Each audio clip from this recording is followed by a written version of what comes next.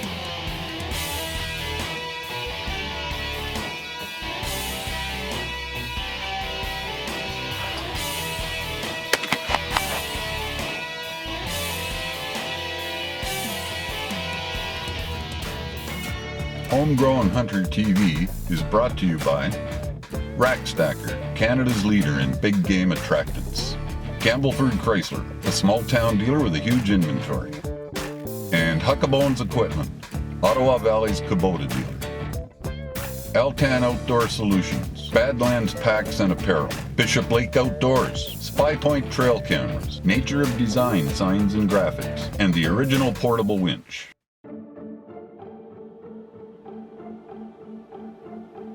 On today's show of the Homegrown Hunter TV, we're going to go after some turkeys with our elite staff, Mike Kohnke, and a couple of his buddies from the Wisconsin area.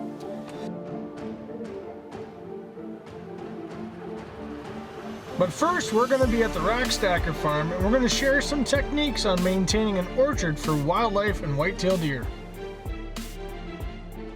This is an apple tree that we planted about 10 years ago on our farm, and as you can tell, from trimming over the years, I've left this wide open. They have what's called water sprouts. The water sprouts typically come out from the center of the tree, or what they call a leader branch. This is the leader branch behind me here, and you want this to be nice and clean, and then across the top of the branches, or even the branches, the lateral branches that come out from the base of the tree, have lots of fingers on it. Because in the springtime, these are all gonna bud out and flower, and that's where you want most of the apples to be. As the apples get bigger in the summertime, the weight of the tree takes the apples without having to break any branches. We're going to talk about which trees need to be trimmed and which branches to be trimming off of those trees to make sure that you have the best success of your orchard throughout the year. So you'll see these vertical branches here in the main part of the apple tree. Those are the vertical branches that we refer to as water sprouts. You want to make sure you get rid of them because they're drawing moisture out of the tree that could potentially be growing a bigger apple. You also want to get rid of these main branches here and any branches that might be touching other branches, because what will happen is that'll create a sore in the tree where bugs and disease will start. So you want to make sure that there's no touching branches.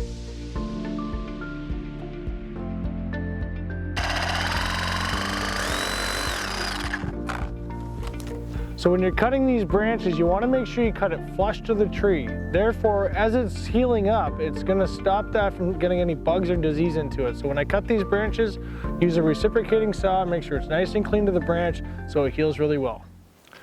You can see a previous person had already cut this branch. What you do not want to do is cut them off the main. The reason being is that'll never properly heal, and you can see the sprout that's coming off of there. That's just going to keep sprouting if that stays like that. So I'm going to cut that off. That'll stay nice and clean, that'll also heal really well. Another thing that you want to make sure of is that when you're trimming a young tree like this, you don't cut any more than 25 to 30% of the tree. If you feel that you're cutting it too much, just stop and wait till next March, then you can do it again. But what'll happen is if you trim it too much, it'll stress it out and potentially kill the tree. This water sprout is coming off the main branch. But soon enough, when this branch gets bigger, it'll likely end up rubbing on this. So this branch, this water sprout, I'm gonna cut it off so that the future of this one is healthy and there's no rubbing or contact on other branches. So that's the one that's gotta go.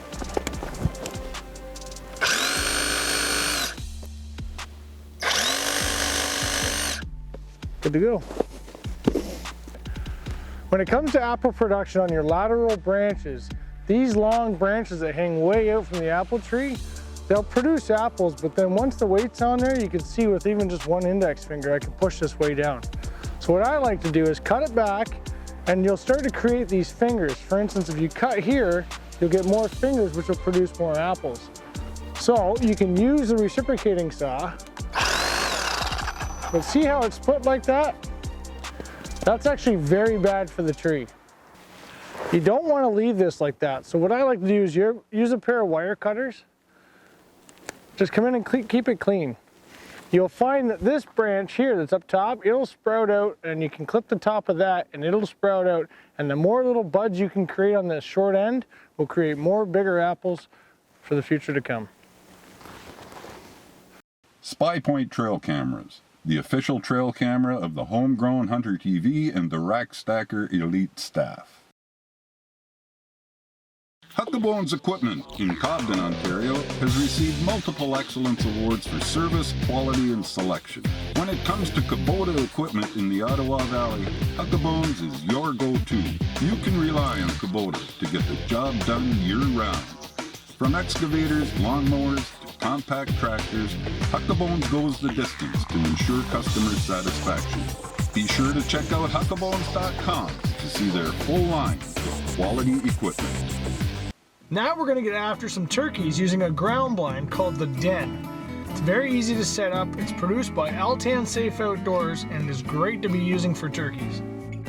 Mike is an avid archer and uses archery equipment for most of his turkey hunting. However, he's decided to take out a couple of his friends to try and get them on birds first.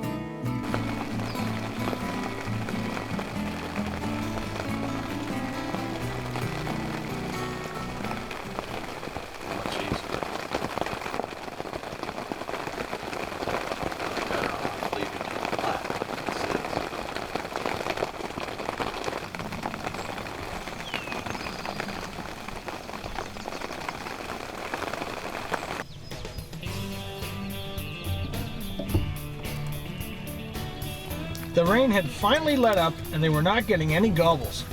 So they chose to head out and see if they could possibly reap a bird from one of the fields.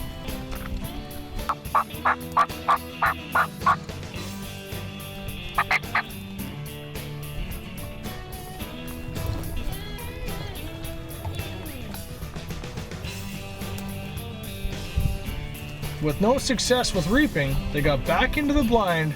That's when they spotted a tom not that far away. Can you shoot through that clearing? Yes. As soon as he busts that opening, I'm good. Alright. He's coming.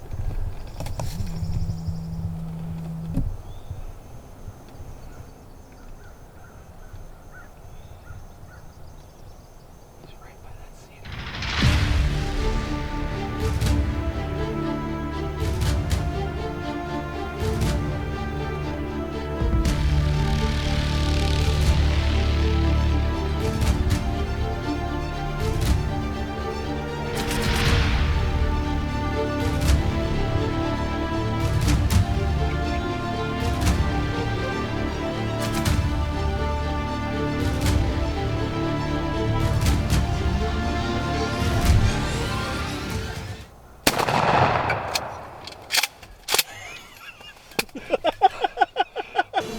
Clothesline, Dad! Clothesline! You had him on there, right? Yup. As soon as he extended the head. Yes! I was just gonna stop him too, and you're like, no, I got him. Awesome job, man. 10 minutes. As soon 10 as you crack minutes. that head. Yes. Let's go get him. Come on.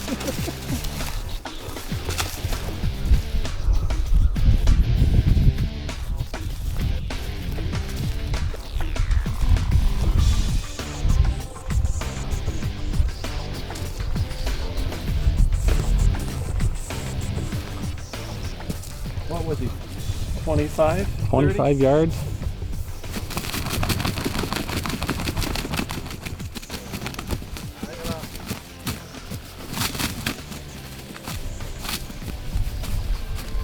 We didn't even have time to go live. It was like now.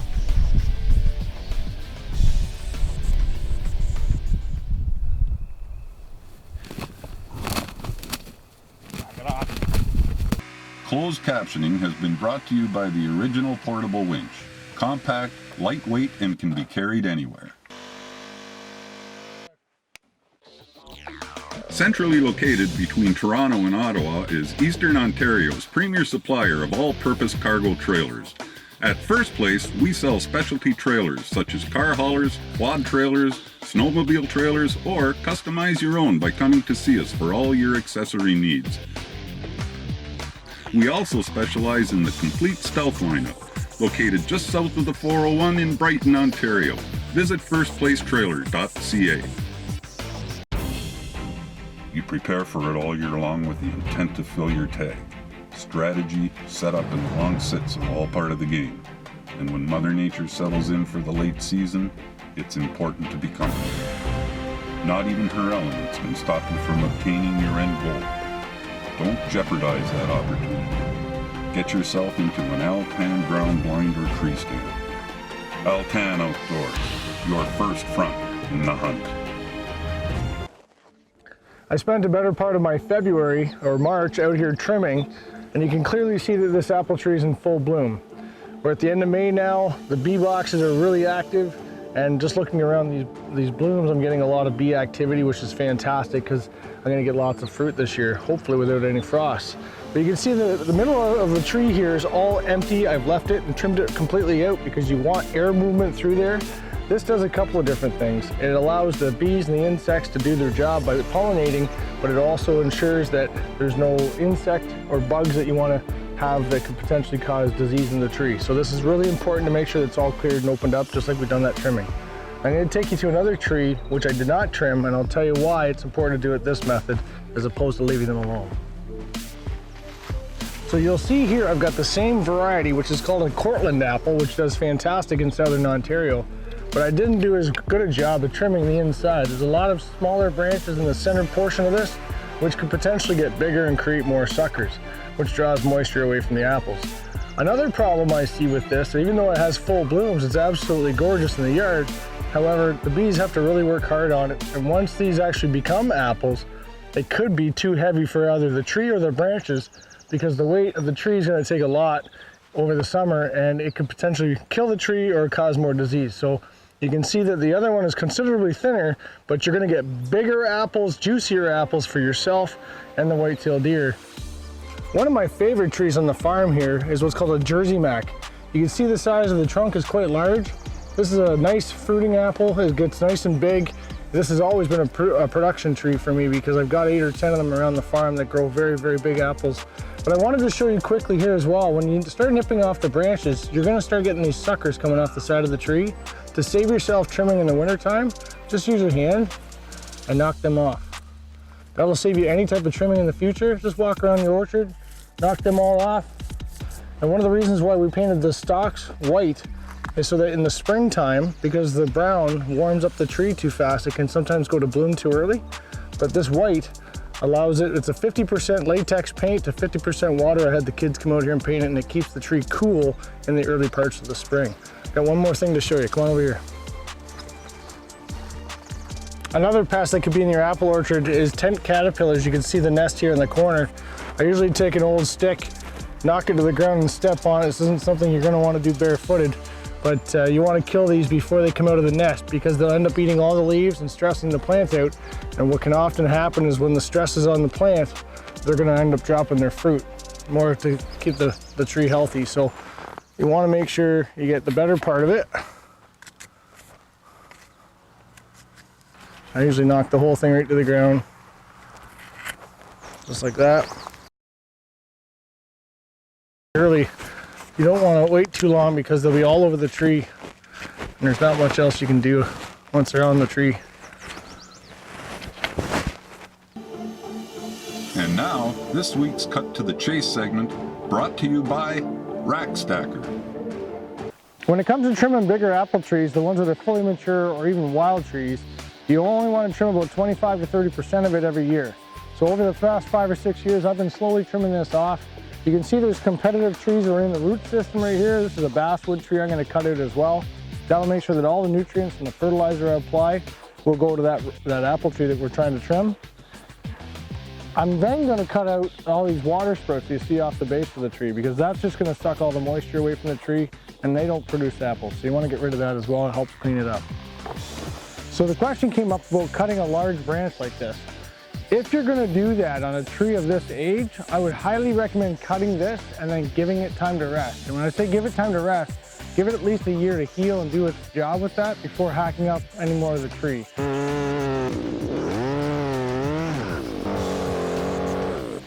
Now that you've got this cut off, don't be afraid to clean that up a little bit. It might even actually help to have more of an angle to get that water and moisture off. You don't want water to sit there, it'll create rot in the future. Located in Cloyne, Ontario, Bishop Lake Outdoors is the largest Browning gun and accessory dealer in the area. Bishop Lake Outdoors has a large selection of guns to choose from, including rifles, muzzle loaders, shotguns, and it's the area's only authorized Excalibur dealer. Celebrating 20 years in business serving the community. Stop in and see the staff at Bishop Lake Outdoors. This is Outdoor Country, and this is Help Out Your Neighbor Country. Hi, I'm Tom Wallace from Campbellford Chrysler, where we support Homegrown Hunter TV. We believe in our local community. We're committed to our customers. We take our vehicles as seriously as you do your hunting. We're here to make you look good and get through that rough terrain. If we don't have the new or used vehicle you're looking for, we'll get it at the price that will keep you coming back. Come home to the small town dealership with a 100% satisfaction guarantee. Campbellford Chrysler, Grand Road South. Proud supporter of Homegrown Hunter TV.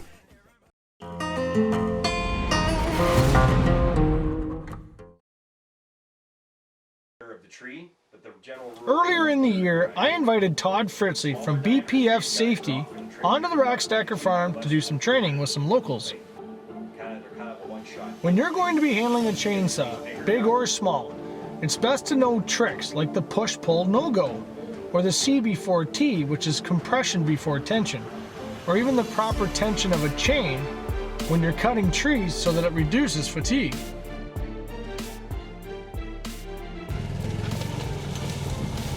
Todd also has insight on new equipment, like this new Husqvarna electric saw, which is awesome for handling in the bush. This 120i makes clearing trees from a trail very easy.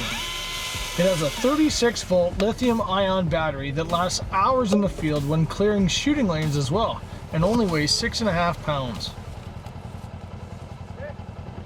This is one of my favorite hunts. I get to hunt with Gary Daggett. He has been a friend of mine since kindergarten. We were neighbors, and we do this every single year, but we have never been able to get everything to line up to actually get the kill. So both of us have very busy jobs and we live quite a few hours away, so it's really nice to settle down for a day or two and be able to hunt. And decided we're gonna go about 400 or 500 yards away from the house, set up next to the airplane hangar right along the runway, because the birds, when they fly down, they come in and then they pecked on the gravel before they work their way back into the marsh. So we set up the Alton Safe blind, tucked ourselves in, and waited for the sun to come up.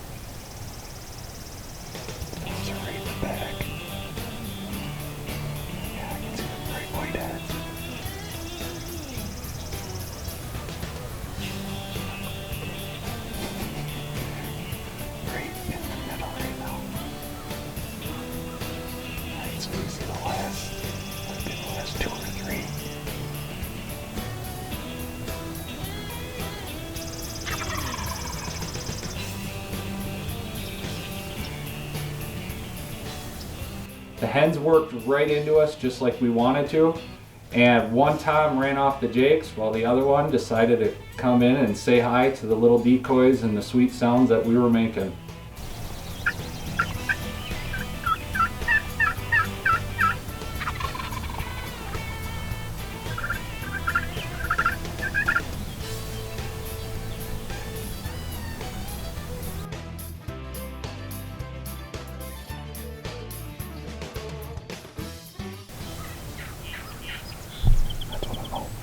That's what they did yesterday. Yeah, they went straight out. And they came up this way, and then they were all shooting back, and they walked right up the driveway here.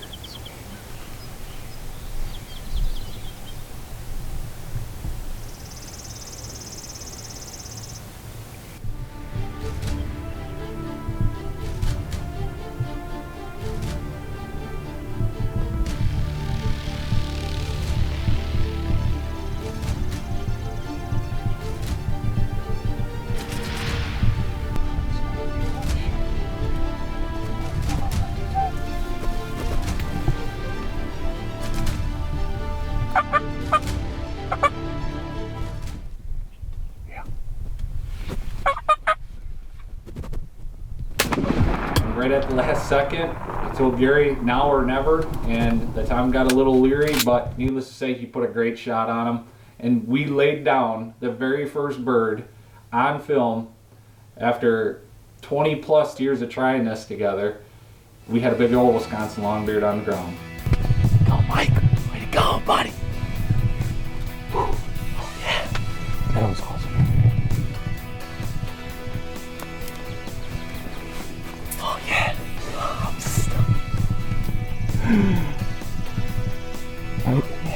I think that's the first critter we've killed together. That was awesome. That was awesome.